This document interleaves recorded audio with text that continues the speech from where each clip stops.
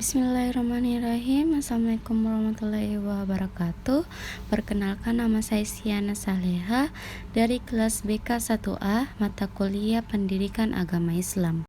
Materi yang pertama tentang mengapa dan bagaimana pendidikan agama Islam diajarkan di perguruan tinggi. Konsep dan cara pembelajaran pendidikan agama Islam di perguruan tinggi. A. Definisi pendidikan agama Islam secara etimologi. Pendidikan dalam bahasa Inggris education adalah pembelajaran, pengetahuan, keterampilan, dan kebiasaan sekelompok orang yang diturunkan dari satu generasi ke generasi berikutnya melalui pengajaran, pelatihan, atau penelitian. Secara terminologi, pendidikan adalah usaha sadar dan terencana untuk mewujudkan suasana belajar dan proses pembelajaran untuk peserta didik agar secara aktif mengembangkan potensi dirinya untuk memiliki kekuatan spiritual keagamaan, pengendalian diri, kepribadian, kecerdasan, akhlak mulia, serta keterampilan yang diperlukan dirinya dan masyarakat. Secara etimologi, agama adalah Sanskerta. A. Tidak agama, kacau, kocar-kacir, berantakan. Agama, tidak kacau, tidak kocar-kacir, tidak berantakan, atau adanya keteraturan dan peraturan untuk mencapai arah atau tujuan tertentu. Arab, din berasal dari kata dana, yadinu, dinan berarti tatanan, sistem atau tata cara hidup, jadi din berarti tata cara hidup. Secara etimologi, agama adalah ajaran atau sistem yang mengatur tata keimanan, kepercayaan, dan peribadian kepada Tuhan yang Maha Kuasa, serta tata kaidah yang berhubungan dengan pergaulan manusia dan manusia, serta lingkungannya. Pengertian Islam secara etimologi artinya damai, selamat, tunduk, dan bersih. Kata Islam terbentuk dari 3 huruf, yaitu Sin, Lam, Mim, yang bermakna dasar, selamat, salama. Quran Al-Baqarah juz 2 ayat 83. Bismillahirrahmanirrahim. Wa iz akhadna mitsaqa bani Israila la ta'buduna illallah wa bil walidaini ihsana wa zil qurba wal yatama wal masakini wa qulu lin nasi husna wa aqimus sholata wa atuz zakah summa tawallaitum illa qalilan minkum wa antum muridun. Secara terminologi, Islam adalah ketundukan seorang hamba kepada wahyu ilahi yang diturunkan kepada para nabi dan rasul, khususnya Muhammad SAW, guna dijadikan pedoman hidup dan juga sebagai hukum atau aturan Allah Subhanahu wa Ta'ala yang dapat membimbing umat manusia ke jalan yang lurus menuju kebahagiaan dunia dan akhirat. Mengapa pendidikan agama Islam diajarkan di perguruan tinggi? Pertama, untuk memberikan landasan pengembangan pada kepribadian mahasiswa agar menjadi kaum intelektual yang senantiasa beriman. Yang kedua, untuk memberi landasan pengembangan pada kepribadian mahasiswa agar menjadi kaum intelektual yang senantiasa mengingat Allah Subhanahu wa Ta'ala. Yang ketiga, untuk memberikan landasan pengembangan kepada kepribadian mahasiswa agar menjadi kaum intelektual yang senantiasa memiliki budi pekerti yang baik. Yang keempat, untuk memberikan landasan pengembangan pada kepribadian mahasiswa agar menjadi kaum intelektual yang senantiasa mampu berpikir kritis dan bersikap rasional. Bagaimana pembelajaran pendidikan agama Islam di perguruan tinggi? Yang pertama, menekankan pentingnya substansi materi. Yang kedua, menekankan pentingnya proses, yaitu pendekatan atau metode pembelajaran. Sumber psikologis tentang perlunya pembelajaran pendidikan agama Islam. Yang pertama, secara psikologis manusia itu makhluk teogenis atau teis, makhluk bertuhan, atau ateis, tidak bertuhan, dan setengah ateis, teis. Yang kedua, secara psikologis pula pada dasarnya manusia suka bertobat, yakni meninggalkan perbuatan keji dan maksiat lalu memilih jalan yang taat. Juga karena adanya fenomena konversi agama dan konversi mazhab. Sumber sosial budaya tentang perlunya pembelajaran pendidikan agama Islam. Secara teoritis, masyarakat Muslim di Indonesia dapat dipilah menjadi 2 subkultur, yaitu santri dan Muslim biasa, bukan santri. Sumber historis tentang perlunya pembelajaran pendidikan agama Islam. Secara historis, bangsa Indonesia memiliki dua sistem pendidikan, yakni pesantren dan sekolah.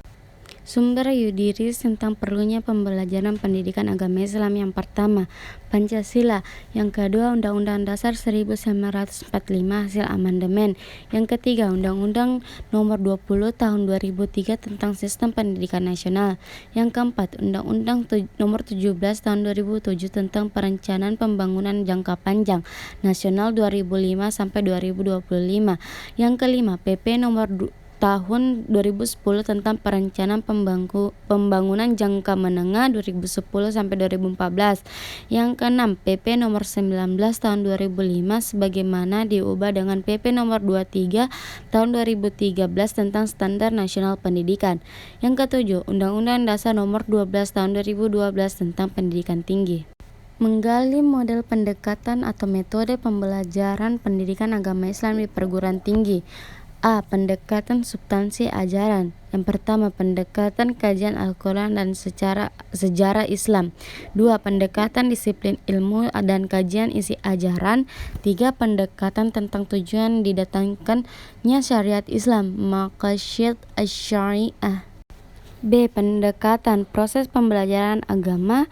Yang pertama, studi implementasi kaidah 5 qawaid al-khams. 2. Metode tipologi agama. Materi kedua tentang bagaimana manusia bertuhan. Spiritualitas sebagai landasan kebertuhanan. Secara etimologis Kamus Besar Bahasa Indonesia, kata spirit berarti semangat, jiwa, sukma, roh. Sedangkan spiritual berarti berhubungan dengan atau bersifat kejiwaan, rohani, batin. Spiritual berarti kan adanya keterkaitan antara diri seorang terhadap kejiwaan, batin, rohani yang mempengaruhi dalam setiap kehidupannya. Spiritualitas adalah dasar dari adanya kebangkitan atau kepercayaan diri dalam mencapai makna hidup dan tujuan hidup. Dengan adanya spiritual yang menguatkan dalam kepercayaan bertuhan, manusia dapat memperoleh sebuah petunjuk atau arah sehingga mempermudah dan menjalankan kehidupannya. Bismillahirrahmanirrahim. Wa nafsi wa ma sawwaha fa'alhamaha fujuraha wa taqwaha qad aflaha man zakkaha wa qad khaba man dassaha. Artinya, demi jiwa dan penyempurnaan ciptanya, maka Allah mengilhamkan kepada jiwa itu jalan kefaksikan dan ketakwaannya. Sesungguhnya beruntunglah orang yang menyucikan jiwa itu, dan sesungguhnya merugilah orang yang mengotorinya. Pada ayat di atas dapat diketahui bahwa Allah Subhanahu wa Ta'ala menciptakan jiwa kebaikan dan keburukan pada setiap hambanya. Setiap manusia dianjurkan untuk melakukan atau menjalankan jiwa kebaikannya untuk berbuat baik kepada siapapun. Jiwa kebaikan itu dapat diperoleh dengan selalu beribadah kepadanya, memohon ampun dan meminta pertolongan kepadanya. Jiwa keburukan itu akan muncul apabila melakukan maksiat dan menjalankan larangannya. Mengapa manusia memerlukan spiritualitas? Secara teologis, manusia adalah makhluk yang ditunjuk sebagai hamba dan khalifahnya di muka bumi, yang diciptakan dari tanah liat sebagai bahan baku jasadnya, dan ia memiliki ruh. Quran Surah Al-Hijr ayat 29. Bismillahirrahmanirrahim. Fa izza sawaituhu wa fihi min ruhi faqa'u lahu sajidin. Artinya, maka apabila aku telah menyempurnakan kejadiannya dan aku telah meniupkan roh ciptaanku ke dalamnya, maka tunduklah kamu kepadanya dengan bersujud. Alasan mengapa manusia memerlukan spiritualitas. Ada 6 alasan mengapa kita membutuhkan spiritualitas untuk mampu mengejarkan panggilan hidup di dunia ini. Yang pertama, karena manusia adalah makhluk ciptaan yang terbatas yang memiliki kebebasan untuk memilih. Yang kedua, untuk menjaga integritas diri kita di tengah realita dunia yang fana dan tak menentu. 3, untuk mengembangkan hati nurani yang takut akan Tuhan. 4, untuk mengendalikan dorongan ego dalam diri kita. 5, menyadarkan bahwa panggilan hidup kita adalah anugerah pemberian dari Tuhan. 6, sarana untuk melatih kepekaan diri kita di dalam menggali makna kenyataan hidup. C. Sumber psikologis, sosiologis, fisiologis, dan teologis tentang konsep kebutuhan. Pertama, bagaimana Tuhan dirasakan perspektif psikologis. 2, bagaimana Tuhan disembah masyarakat dalam perspektif sosiologis. 3, bagaimana Tuhan dirasionalisasikan dalam perspektif fisiologis filsafat. Keempat, konsep tentang Tuhan dalam perspektif teologis. Menurut hadis Nabi, orang yang sedang jatuh cinta cenderung selalu mengingat dan menyebut orang yang dicintainya. Man habbab syai'in katsukurhu. Kata Nabi, orang juga bisa diperbudak oleh cintanya. Man habba syai'an fahuwa abduhu. Kata Nabi juga ciri dari cinta sejati adalah 3. Yang pertama, lebih suka berbicara dengan yang dicintainya dibandingkan dengan yang lain. 2, lebih suka berkumpul dengan yang dicintainya dibandingkan dengan yang lain. Dan 3, lebih suka mengikuti kemauan yang dicintainya dibanding kemauan orang lain, bahkan daripada dirinya sendiri. Bagi orang yang telah jatuh cinta kepada Allah Subhanahu wa Ta'ala, maka ia lebih suka berbicara dengan Allah Subhanahu wa Ta'ala dengan membaca firman-Nya, lebih suka bercengkrama dengan Allah Subhanahu wa Ta'ala dalam itikaf, dan lebih suka mengikuti perintah Allah Subhanahu wa Ta'ala daripada perintah yang lain. Saat itulah kehadiran Allah Subhanahu wa Ta'ala dapat kita rasakan. Bagaimana Tuhan disembah masyarakat dalam perspektif sosiologis. Dalam sosiologis, agama dipandang sebagai sistem kepercayaan yang diwujudkan dalam perilaku sosial tertentu, berkaitan dengan pengalaman manusia baik sebagai individu maupun kelompok. Oleh karena itu, setiap perilaku yang diperankan akan terkait dengan sistem keyakinan dari ajaran agama yang dianut. Bagaimana Tuhan dirasionalisasikan dalam perspektif fisiologis. Filsafat ketuhanan adalah pemikiran tentang Tuhan dengan pendekatan akal budi, yaitu memakai apa yang disebut sebagai pendekatan filosofis. Bagi seorang yang menganut agama tertentu, terutama agama Islam, Kristen, Yahudi, akan menambahkan pendekatan wahyu di dalam usaha memikirkannya. Jadi filsafat ketuhanan adalah pemikiran para manusia dengan pendekatan akal budi tentang Tuhan. Usaha yang dilakukan manusia ini bukanlah untuk menemukan Tuhan secara absolut atau mutlak, namun mencari pertimbangan kemungkinan bagi manusia untuk sampai pada kebenaran tentang Tuhan. Bagaimana konsep tentang Tuhan dalam perspektif teologis?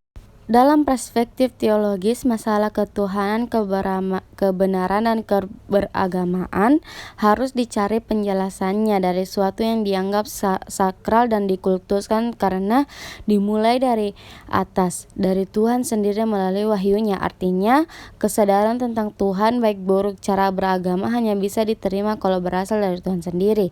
Tuhan memperkenalkan dirinya, konsep baik buruk, dan cara beragama kepada manusia melalui berbagai pernyataan, baik yang dikenal sebagai pernyataan umum sebagai pencipta alam semesta, pemeliharaan alam, pencipta semua makhluk, maupun pernyataan khusus seperti yang kita kenal melalui firman-Nya dalam kitab suci.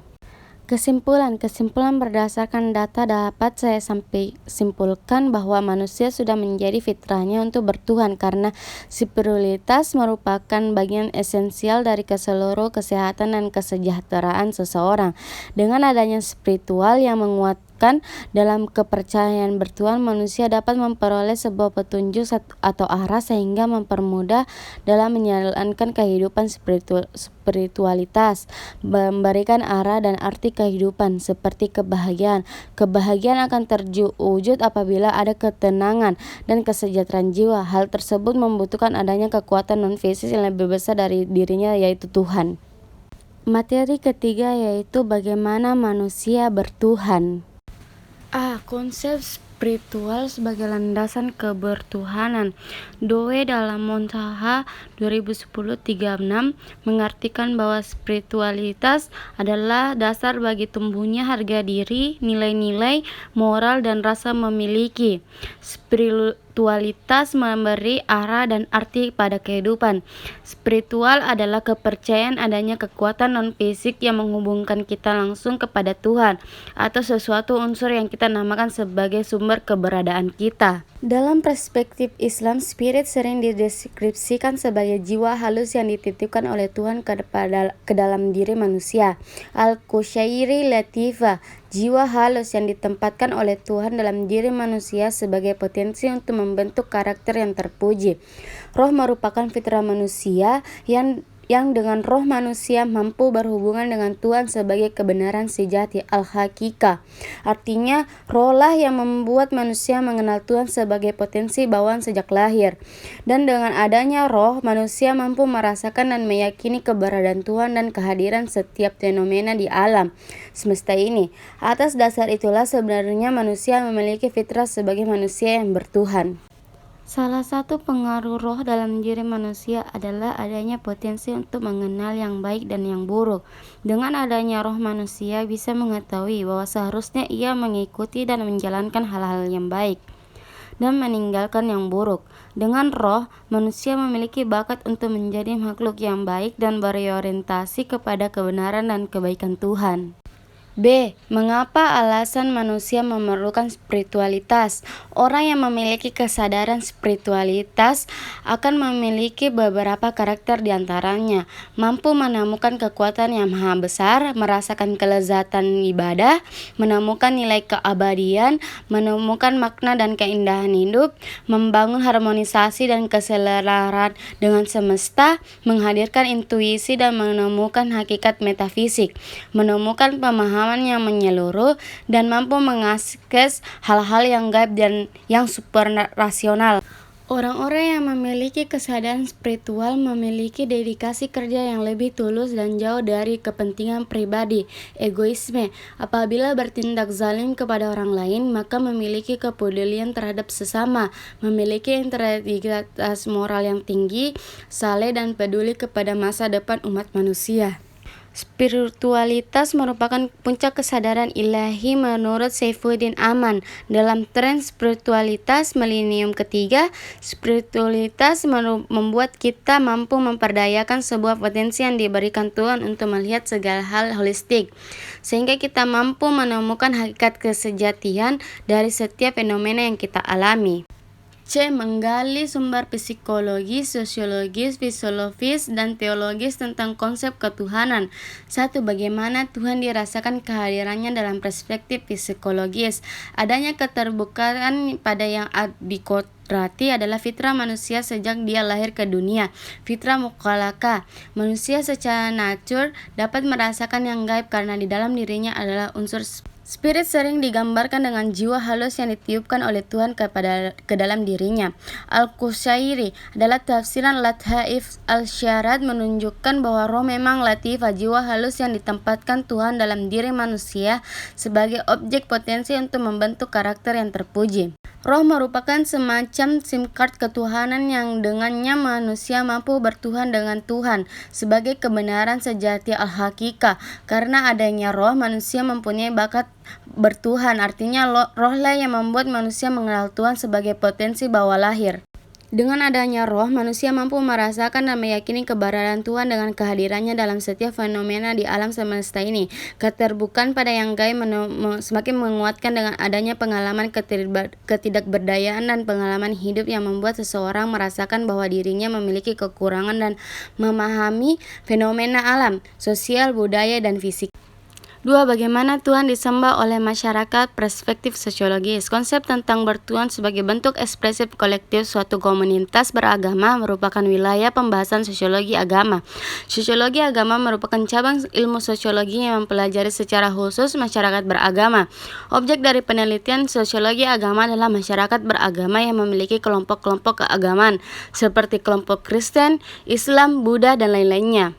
Dalam sosiologis, agama dipandang sebagai sistem kepercayaan yang diwujudkan sebagai perilaku sosial tertentu, berkaitan dengan pengalaman manusia, baik sebagai individu maupun kelompok. Oleh karena itu, sebagian perilaku yang diperankan akan terkait dengan sistem keyakinan dari ajaran agama yang dianut.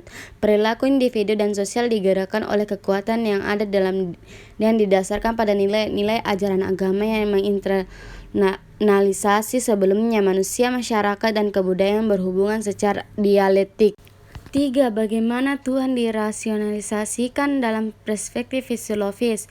Dalam argumen Al-Hudus, Al-Kindi dengan gigih membangun rasis filosofis tentang kebaruan alam untuk menegaskan adanya Tuhan sebagai pencipta.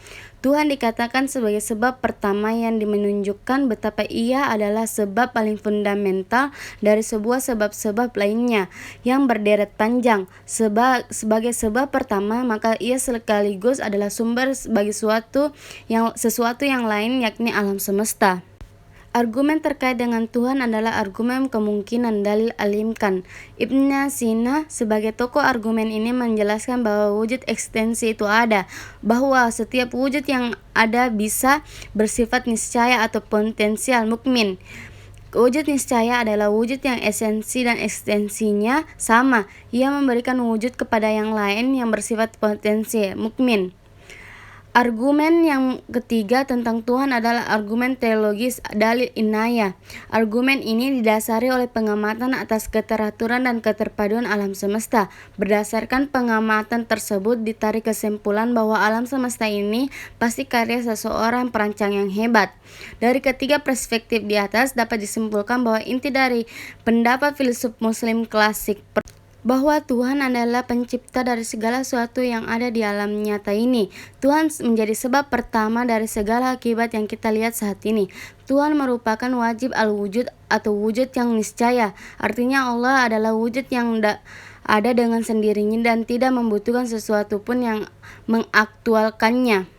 4. Konsep tentang Tuhan dalam perspektif teologis. Dalam perspektif teologis, masalah ketuhanan, kebenaran, dan keberagaman harus dicarikan penjelasannya dari sesuatu yang dianggap sakral dan dikultuskan karena dimulai dari Tuhan sendiri melalui wahyunya. Artinya, kesadaran tentang Tuhan baik buruk dengan cara beragama hanya bisa diterima kalau berasal dari Tuhan sendiri.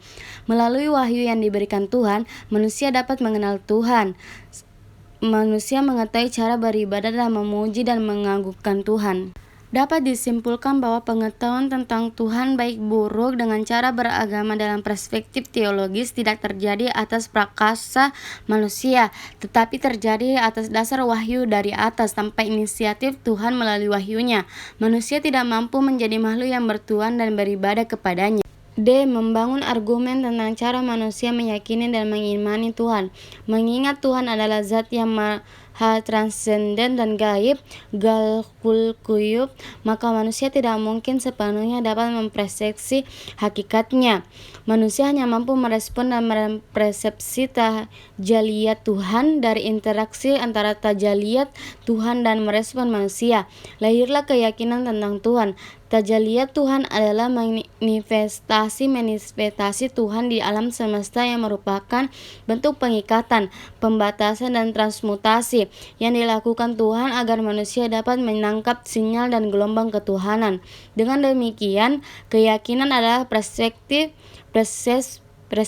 konektif manusia terhadap penampakan tajaliyat darinya.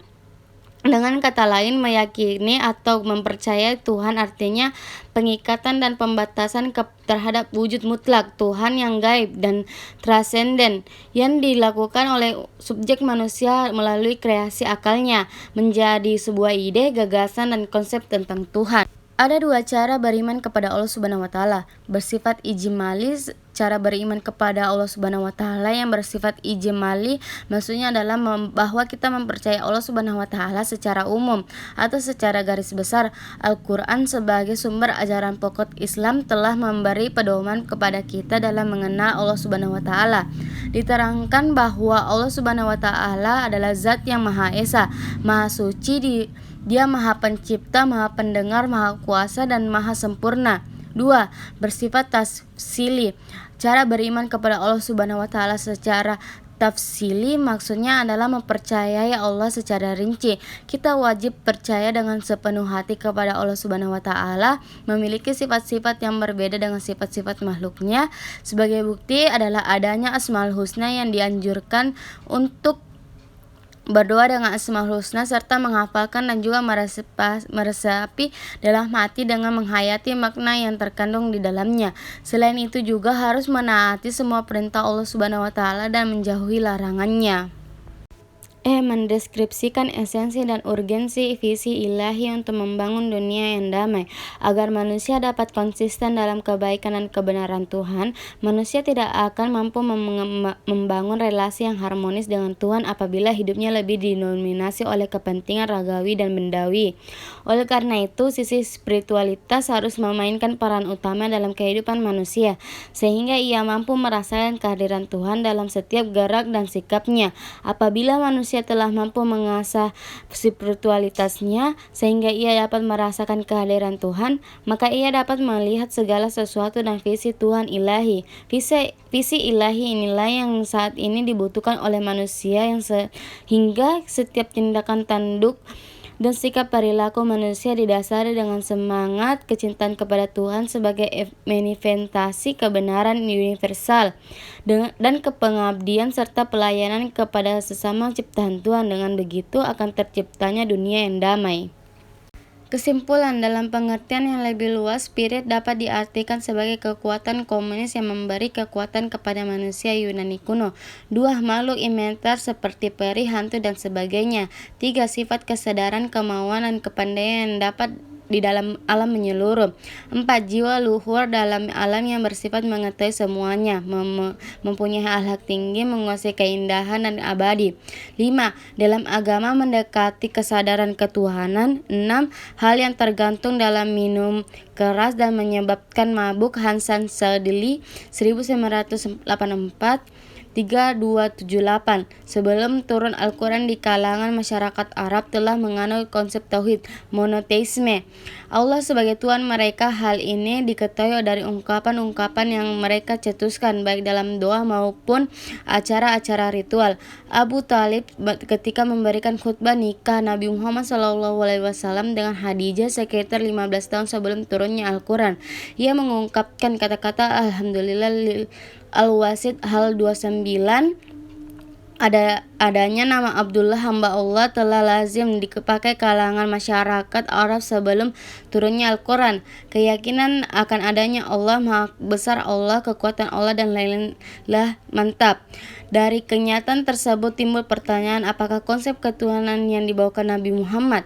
Pertanyaan ini muncul karena Nabi Muhammad adalah mendakwakan konsep ilahiyah, mendapatkan tantangan keras dalam kalangan masyarakat. Jika konsep ketuhanan yang dibawa Muhammad adalah sama dengan konsep ketuhanan yang mereka yakini, tentu tidak demikian kejadiannya.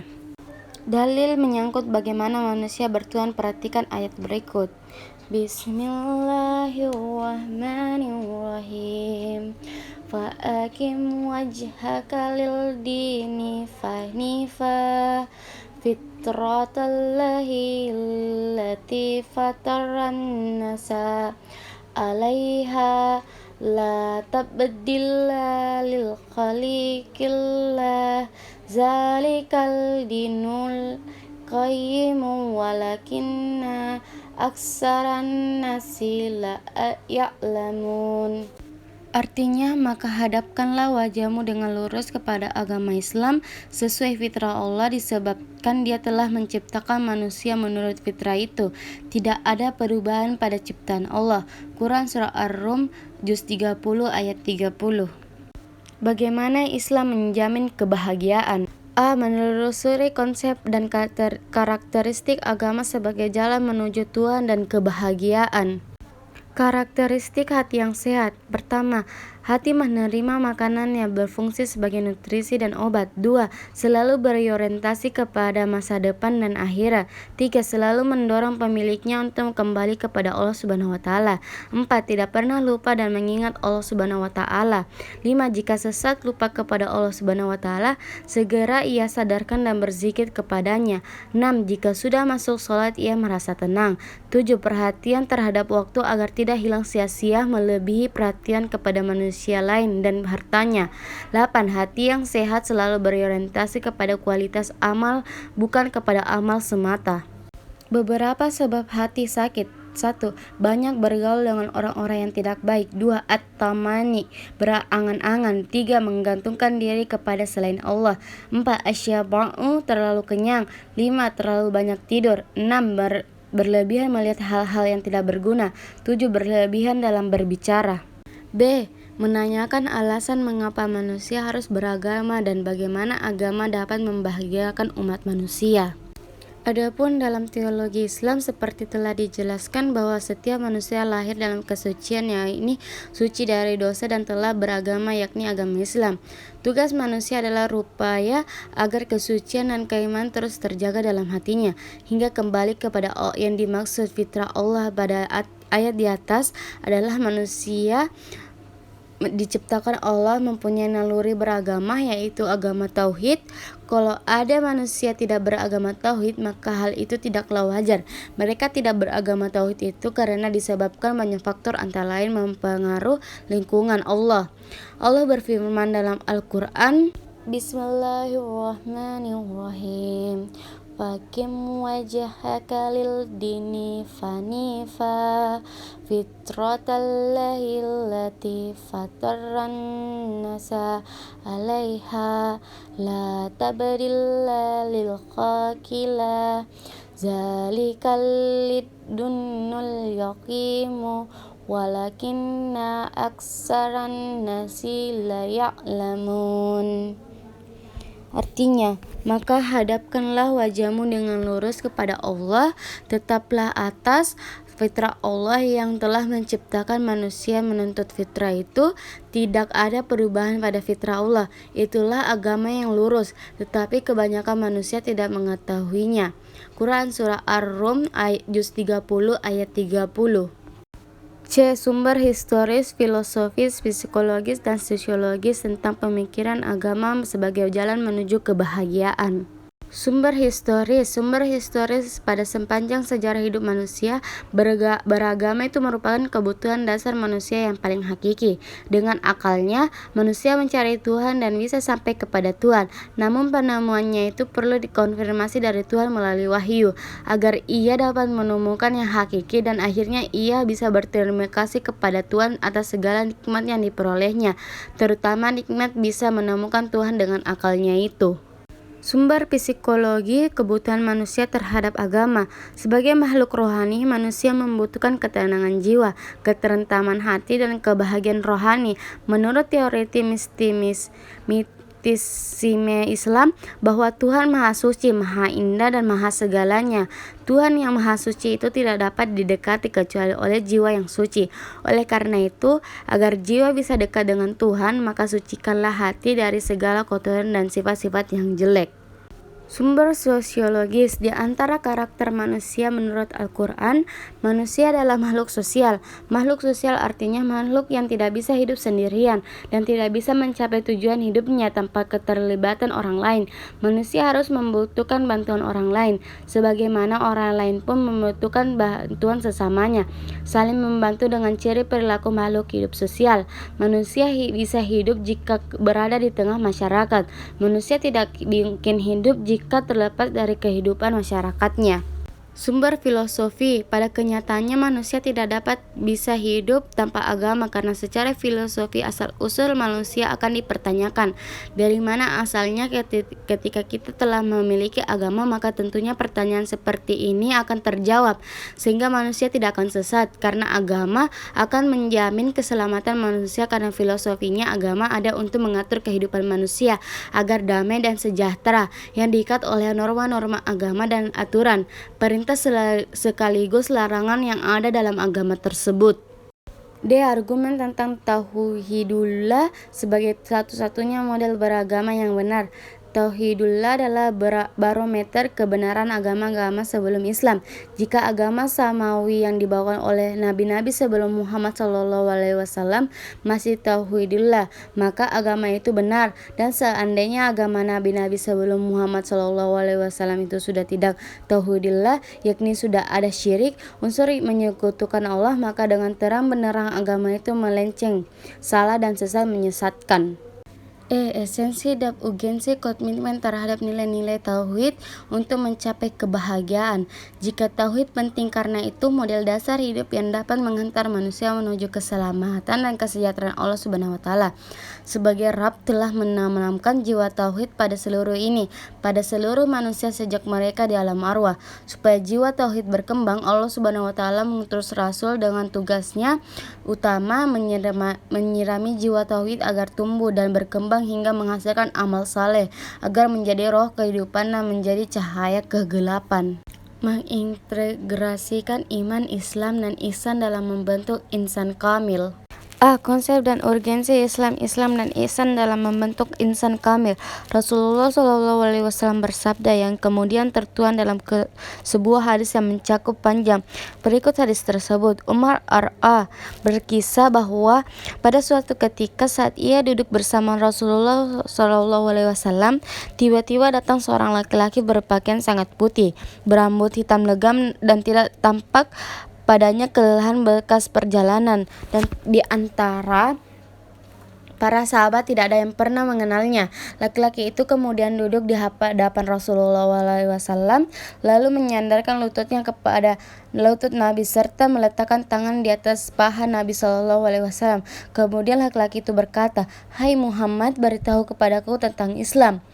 Maka sesungguhnya Rasulullah SAW berkata, "Islam adalah engkau bersaksi bahwa sesungguhnya tidak ada ilahi kecuali Allah, sesungguhnya Muhammad itu utusan Allah. Engkau mendirikan salat, engkau menunaikan salat, engkau berpuasa pada bulan Ramadan dan berhaji ke Baitullah jika engkau mampu melaksanakannya." Laki-laki itu berkata, "Engkau benar." Umar dan orang-orang yang berada di situ pun heran karena laki-laki itu bertanya dengan ia sendiri membenarkannya. Kemudian laki-laki itu berkata lagi, "Beritahu aku tentang iman." Nabi Muhammad SAW berjawab, "Engkau beriman kepada Allah Subhanahu wa taala dan malaikatnya dan kitab-kitabnya, rasul-rasulnya dan akhir-akhir. Dan engkau beriman kepada qadar, takdir baik dan buruk." Laki-laki itu kembali membenarkannya. Laki-laki itu berkata lagi, "Beritahu aku tentang ihsan." Nabi Muhammad SAW berkata, "Beribadahlah engkau kepada Allah Subhanahu wa taala seakan engkau melihatnya. Jika tidak bisa melihatnya, maka sesungguhnya dia melihatmu." Laki-laki itu berkata lagi, "Beritahu kepada aku tentang tanda-tandanya." Nabi Muhammad SAW menjawab, "Jika seorang budak melahirkan tuannya, jika engkau melihat orang yang kurang hartanya berbaju compang-camping dan ia penggembala kambing, berlomba-lomba mendirikan bangun yang megah, laki-laki itu pun pergi." Beberapa saat setelah itu Nabi Muhammad SAW berkata pada Umar, "Wahai Umar, tahukah engkau siapa laki-laki yang bertanya tadi?" Umar menjawab, "Allah dan Rasulnya lebih mengetahui." Nabi Muhammad berkata, "Dia adalah malaikat Jibril yang datang untuk mengajarkan kepadamu tentang agamamu." Hadis riwayat Muslim. B. Alasan iman, Islam, dan ihsan menjadi persyaratan membentuk insan kamil. Mari kita telusuri konsep iman, Islam, ihsan, dan insan kamil dalam perkuliahan pendidikan agama Islam. Hampir semua mahasiswa berpendapat bahwa iman adalah percaya. Jadi seseorang dapat disebut beriman jika orang itu percaya kepada adanya Allah, percaya akan adanya malaikat-malaikatnya, percaya adanya kitab-kitabnya, percaya kepada rasul-rasulnya, percaya akan adanya hari akhir, dan percaya kepada takdir baik dan takdir buruk. Ketika ditanya kepada mereka, "Apakah Anda percaya akan adanya Allah?" mereka semua memberi jawaban yang sama, "Kami percaya akan adanya Allah, kami percaya akan adanya malaikat-malaikatnya," dan seterusnya. Kemudian jika ditanyakan lebih lanjut, adakah manusia yang tidak percaya akan adanya Tuhan? Maka manusia tidak percaya kepada adanya malaikat, dan seterusnya. Pertanyaan-pertanyaan berkaitan dengan rukun iman. Hampir semua mahasiswa menjawab, "Tidak ada seseorang manusia yang tidak percaya akan adanya Tuhan. Tidak ada seorang manusia pun yang tidak percaya akan adanya malaikat," dan seterusnya. Semua manusia percaya akan adanya Tuhan. Semua manusia percaya akan adanya malaikat dan seterusnya. Hanya saja mungkin di antara beberapa agama ada yang berbeda menamai Tuhan dan malaikat. Orang Indonesia menyebutnya Tuhan, orang Arab menyebutnya Rob, orang Inggris menyebutnya God, orang Jawa dan orang Sunda menyebutnya Pangeran atau Gusti Allah, orang Hindu Bali menyebutkan Sang Hyang Widihwasa yang Maha Esa, dan orang Yunani kuno menyebutkan Hermes. Untuk menyebut malaikat pun berbeda-beda. Orang Islam, Kristen, dan Yahudi menyebutnya malaikat, angel. Akan tetapi orang Hindu, Buddha, dan Konghucu menyebutnya dewa-dewi. Adakah orang-orang yang tidak percaya akan adanya Tuhan? Adakah manusia yang tidak percaya adanya malaikat? Dan seterusnya pertanyaan-pertanyaan yang berkaitan dengan rukun iman. Jika jawaban Anda sama dengan para mahasiswa yang telah terlebih dahulu mengikuti kuliah agama, berarti tidak ada seorang yang tidak percaya dengan Tuhan, tidak ada seorang yang tidak percaya akan malaikat, dan seterusnya. Demikian juga di kolong langit ini tidak ada seorang manusia pun yang tidak percaya akan adanya Tuhan. Semua manusia pasti percaya akan adanya Tuhan, malaikat, dan seterusnya. Jika makna iman itu sekadar percaya, berarti semua manusia di dunia ini beriman. Karena semua manusia percaya akan adanya Tuhan, semua manusia percaya akan adanya malaikat, dan seterusnya. C. Sumber teologis, historis, dan filosofis tentang iman, Islam, dan ihsan sebagai pilar agama Islam dan membentuk ihsan kamil. 1. Menggali sumber teologis, historis, dan filosofis tentang iman, Islam, ihsan sebagai pilar agama Islam. 2. Menggali sumber teologis, historis, dan filosofis konsep ihsan kamil. D. Karakteristik insan kamil dan metode pencapaiannya. Yang pertama jasad, yang kedua hati nurani, yang ketiga roh, yang keempat sir rasa.